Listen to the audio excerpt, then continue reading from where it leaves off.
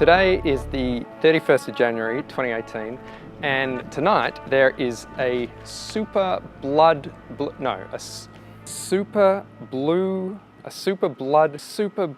tonight there's a super blue blood moon. Yes. Which basically means that the moon is doing a whole bunch of things that it normally doesn't do. Like everyone else, it seems, I've come out to try and grab some photos of it. And I've come into town and looking at Google Maps, I've picked a street or a spot which I think is going to be pretty good for it. This street runs perfectly, well, pretty much perfectly in line with where the moon is actually rising. And we've got this big building at the end of it, so I'm sort of trying to grab some shots with the moon just sort of sticking right up above the building and amongst the sort of antennas and whatever else is up there. Anyway, it's kind of fun hanging out here by myself in the dark, so I'm going to crack on and see what we can do.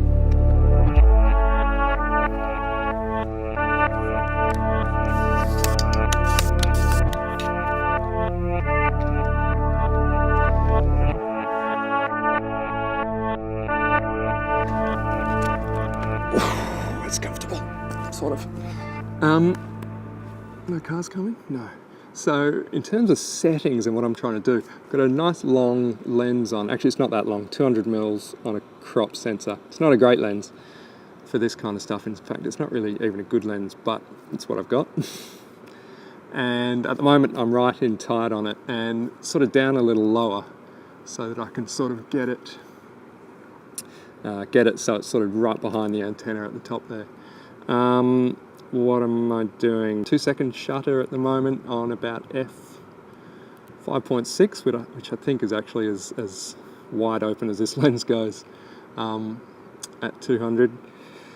And on a self timer as well, 5-second timer, so when I actually press the shutter, I don't get any camera shake. What I'm finding reasonably difficult is actually focusing. The best way I find to focus is in live view. Just zoom right in on the image, crank the ISO all the way up as high as it goes, and just manually focus. And you just got to remember to crank the ISO all the way back down when you're taking the photo.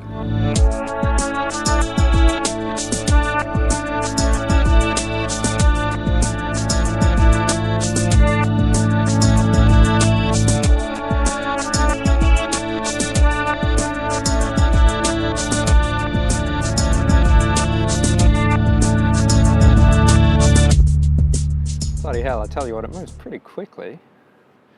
You frame it up perfectly, take a shot, 30 seconds later, or a minute later, it's just moved that much that you gotta frame everything up again. But that's okay. Nothing's meant to be easy, is it? Just this manual focusing is not easy. I'm zooming right in on the moon and then just tweaking the focus just a tiny little bit, and you're just looking at the outside line of the moon just to try and get it as sharp as you can, because the ISO's bumped up as far as it'll go. It's really, really grainy and noisy, so I don't think it's perfect, but I'm doing the best I can.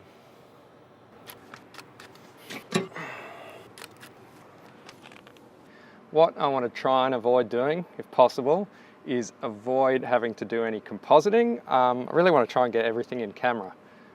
It's easy enough to grab a picture of the moon and a picture of something else and then just slice them together. But yeah, I'm really trying to avoid that. And in actual fact, tonight, on any other night, it's actually a lot easier doing that because the moon is a lot darker than it is because of the eclipse. Did I mention that? There's an eclipse. There you go.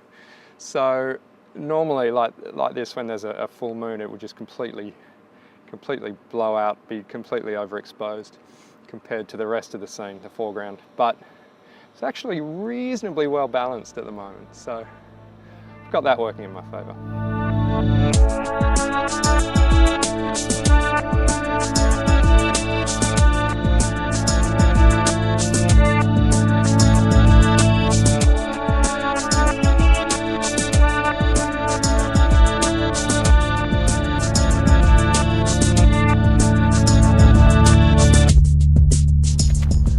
I've just moved quite a bit closer to this building, and there's this nice sort of, like this sort of V shape with the top of the building and then the tower sort of right next to it.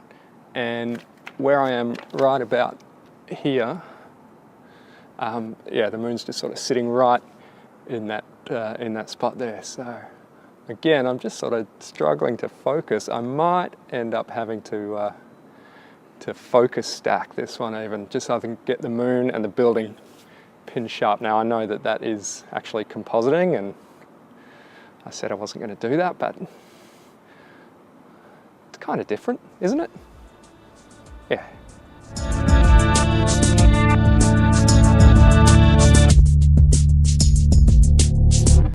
All right, I've got a little bit of time left, I think, while this eclipse thing is still happening. So I'm going to jump back in the car, have a little drive, and see if I can find another good spot.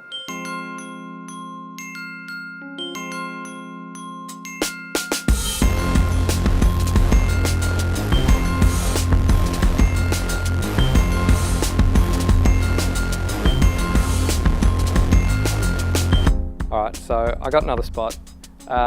Fun fact, this guy up here, he's actually a relative of mine. He is my great-great-grandfather, and he came out here from Ireland and built or designed the harbour, Fremantle Harbour here. So there you go.